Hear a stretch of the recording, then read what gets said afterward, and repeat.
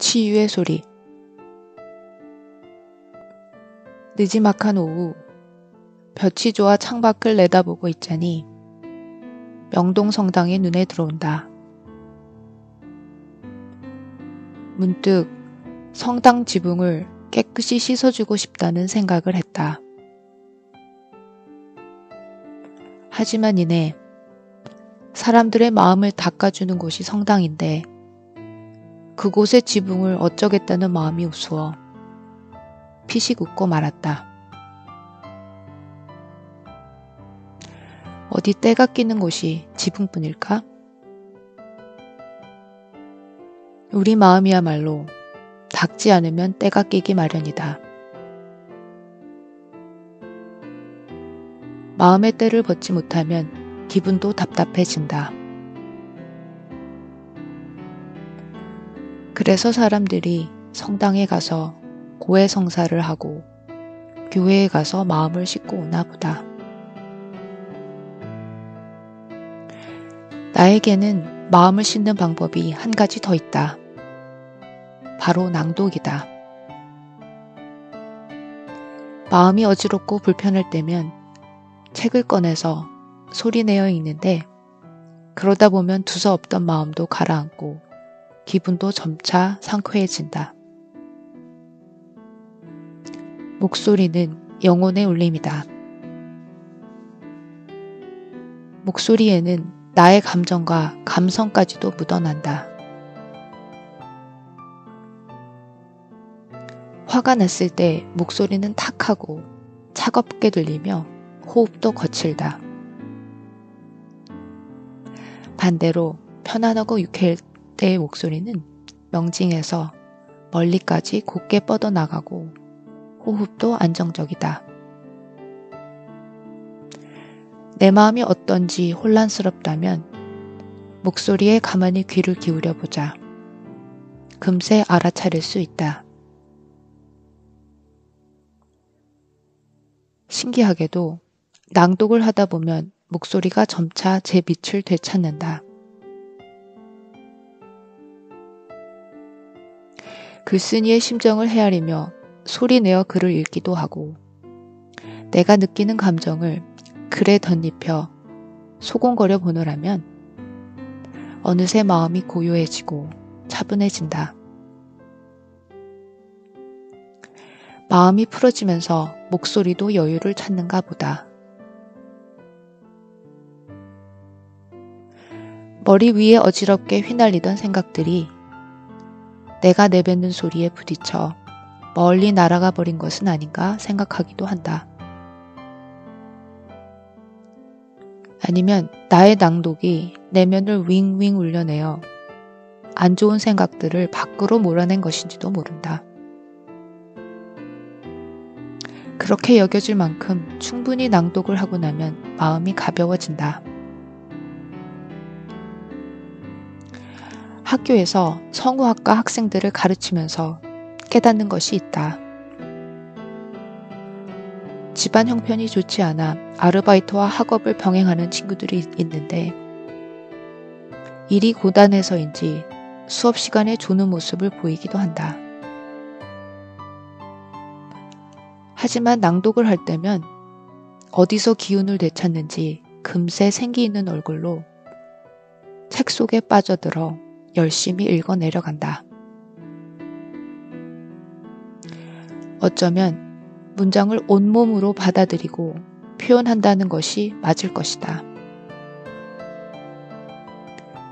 그럴 때 보면 어찌나 푸르고 싱그러운지 사람은 자기가 하고 싶은 일을 하면서 살아야 하는구나 하고 생각하게 된다. 그런데 그 아이들도 첫 학기의 절반이 지나가면 표정이 어두워진다. 지금 이 공부가 내 길이 맞는지 갈등이 시작되는 것이다. 그럴 때면 남학생들에게는 차라리 군대를 일찍 다녀올 것을 권한다. 다양한 관심을 가진 또래들과 섞이게 될 테니 마음이 정리되지 않을까 하는 생각에서다. 그러나 대부분 제대를 하면 다시 학교로 돌아온다. 목소리를 깎고 갈아내는 수고 뒤에 따라오는 낭독의 기쁨을 알기에 그 즐거움을 다시 느끼고 싶어서일 것이다. 여학생들도 몇몇을 제외하고는 해마다 치러지는 성우시험에서 고배를 마신다. 하지만 쉽게 포기하지는 않는다. 일상이 쉽지 않을 때, 마음이 힘들 때, 낭독이 주는 위로를 그들은 안다.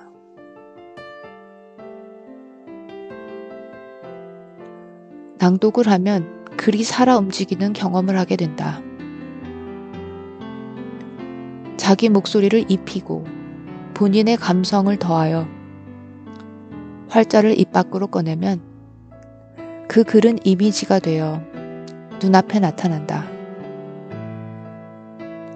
어느새 형상을 갖춘 글은 내가 뱉은 말의 리듬에 따라 빠르게도 느리게도 움직이며 자유롭게 유영한다. 황금을 두른 고대 사막의 어느 왕이 내 옆에 기대어 무료하게 졸기도 하고 푸른 여운이 느껴지는 도심의 치열한 야경이 발 앞에 펼쳐지기도 한다. 우리가 앉아있는 곳은 한정된 공간이지만 낭독을 하는 순간 우리는 글이 그리는 가상의 공간으로 옮겨가는 것을 느낀다. 그래서일까? 낭독을 경험했던 사람들은 하나같이 말한다. 낭독이 자유를 느끼게 한다고. 나 역시 낭독으로 자유를 느꼈고 마음의 위로를 받았다. 물 먹은 것처럼 마음이 눅눅한 날, 아무도 발견할 수 없는 곳으로 숨고 싶을 때면 나는 낭독의 방을 찾았다. 그곳은 내가 글을 소리내어 읽기 시작하면 내면에 생겨나는 비밀스러운 공간이다. 외부의 자극을 차단하고 나에게만 몰두할 수 있는 시간을 내고 싶을 때 내 속마음에 말을 걸고 귀를 기울이는 곳이기도 하다. 감수성이 예민했던 어린 시절, 동구만이 앉아 혼자서 집을 지켜야 했던 그때 나는 마음을 스스로 달래야만 했다. 가난한 동네는 밤늦도록 소음이 멈추지 않는다. 동네 골목에서 고래고래 들려오는 술 취한 아저씨들의 고함 소리. 집과 집 사이 방음이 되지 않아 들려오는 부부싸움 소리. 양은 그릇 나뒹구는 소리. 색 한 살이 깨지는 소리. 어른들의 싸움에 놀라 자지러지는 아이들 울음소리. 소리가 무섭고 두렵게 느껴질 때면 나는 책을 꺼내 들고 낭독을 시작했다. 수다쟁이 빨강머리엔가 떠들고 씩씩한 톰 소여와 페인트 칠을 하고 나처럼 조그맣고 어린 제재와 함께 뽀르뚜가 아저씨를 기다리기도 했다.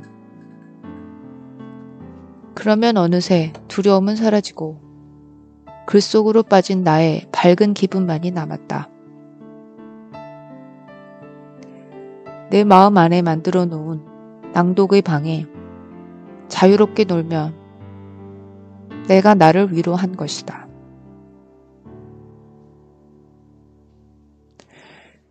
지금도 나는 낭독을 하며 내 안의 상처들을 씻어내곤 한다.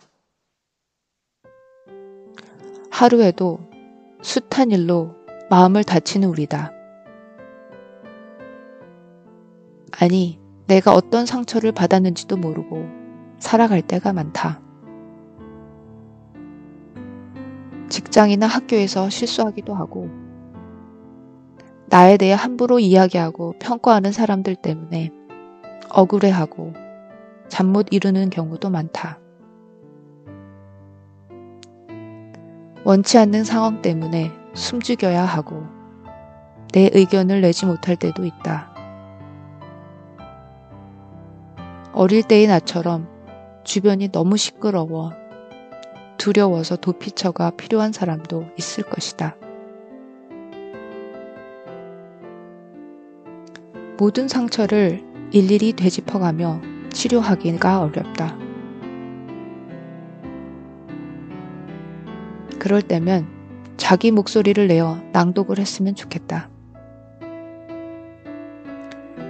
타인의 시선으로부터 방해받지 않고 소리 내어 글을 읽을 수 있는 공간이 있다면 좋겠지만 그것이 여의치 않다면 주변 소리에 커튼을 치고 나에게만 집중하겠다는 마음을 가져보자. 그리고 기회가 될 때 작게나마 소리를 꺼내보자.